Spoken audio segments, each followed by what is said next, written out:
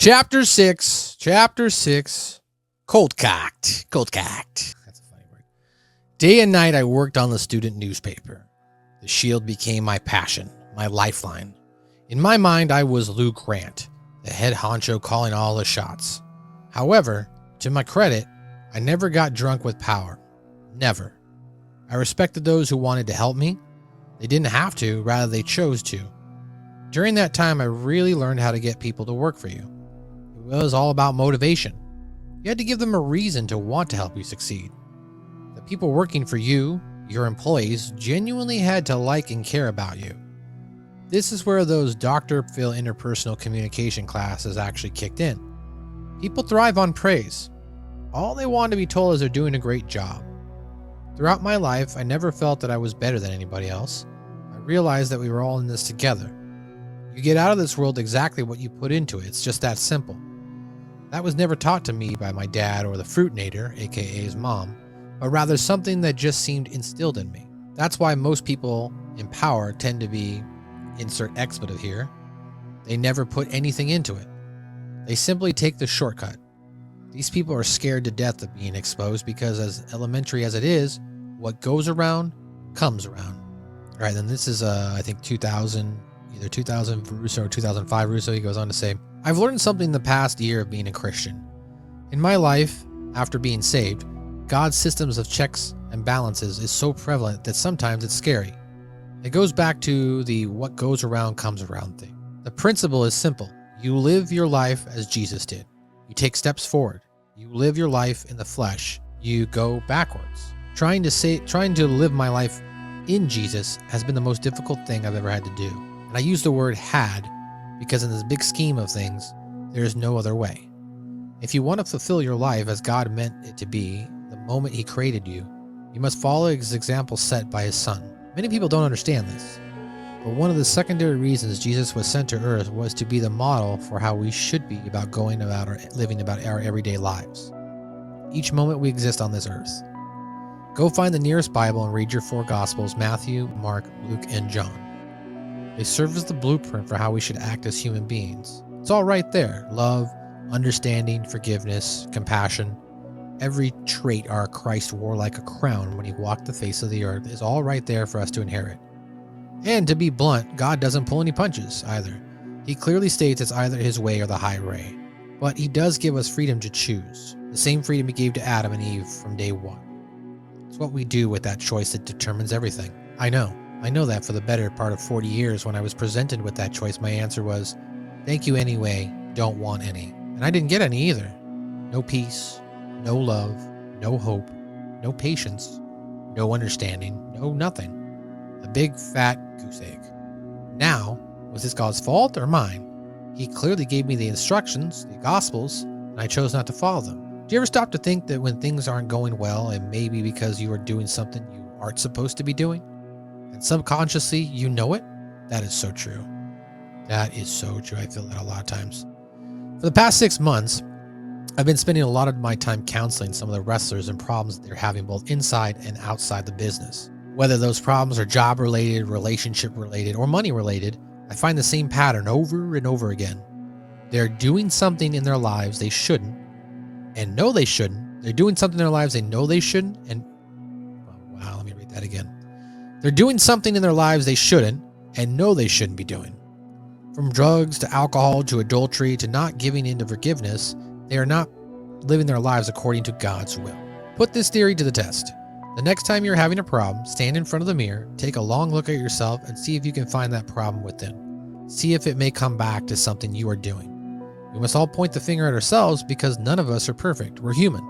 Still, the only thing we can ask from God is for forgiveness of our sins and to try to live every single day, minute by minute and second by second as Jesus Christ lived His. Excuse me. That's just a good, philosophy to live by. It doesn't have to be religious. The next time you're having a problem, stand in front of the mirror and take a long look at yourself. I mean, that's generally a good idea, to look at ourselves, reflect on oneself itself, and see if there's any changes or any challenges that we're facing that could be overturned just by making small changes in our life. Not to get all deep here.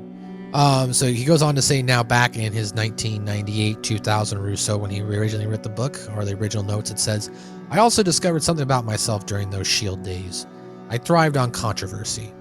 I think it just came from getting real bored real fast. I always needed something going on around me, something exciting, something I could sink my teeth into. Again, acting the role of Lou Grant, I soon found my real-life Watergate, the situation that would give me my 15 minutes of fame, even though I have had at least 15 more since then. I always can tell a story about a big scandal or big newspaper. Okay, here we go. It all began my junior year at Indiana State. An avid basketball fan, I was following the season of our Screaming Eagles rather closely.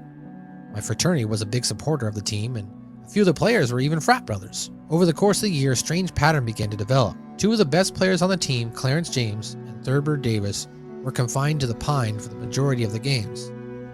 Nobody could understand why, but the players thought it was obvious. They were black and the coach was white. Being the journalist I was, I loved juicy scoop. But the fact remained that this could have been nothing more than a case of sour grapes from two players who weren't getting the playing time that they thought they deserved. So in trying to live up to the standards of the profession I was training for, I interviewed head coach Creighton Burns at length. Being a New Yorker, I didn't know how to beat around the bush. So I went right for the meat and potatoes. I told the coach that James and Davis were accusing him of being racist, and they felt that the color of their skin was the only reason they weren't playing. Without hesitation, Burns called the idea ludicrous. He informed me that his former college roommate was Baseball Hall of Famer Rod Currow, happened to be a black man. So how could he be labeled a racist?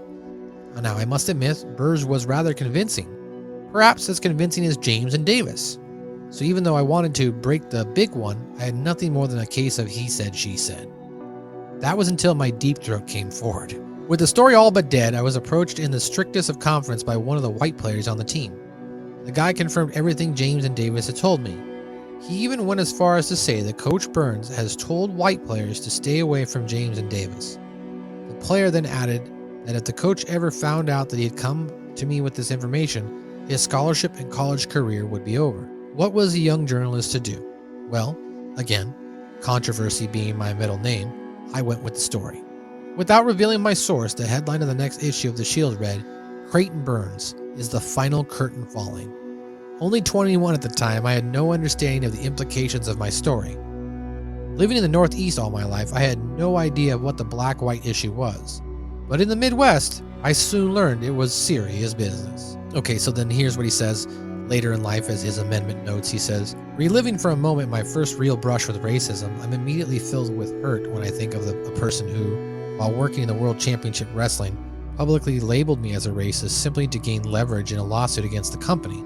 I have never spoken about this situation until now, but the accusations broke my heart. I was so hurt by the remarks, I simply didn't know what to say. There was no way I was going to defend myself because the fact was, I wasn't a racist, and God knew that as well. This is what I'm talking about when I cite individuals looking to gain any expense necessary. In time, people like this will be dealt with, not on my clock, not on their clock, but on God's Timex.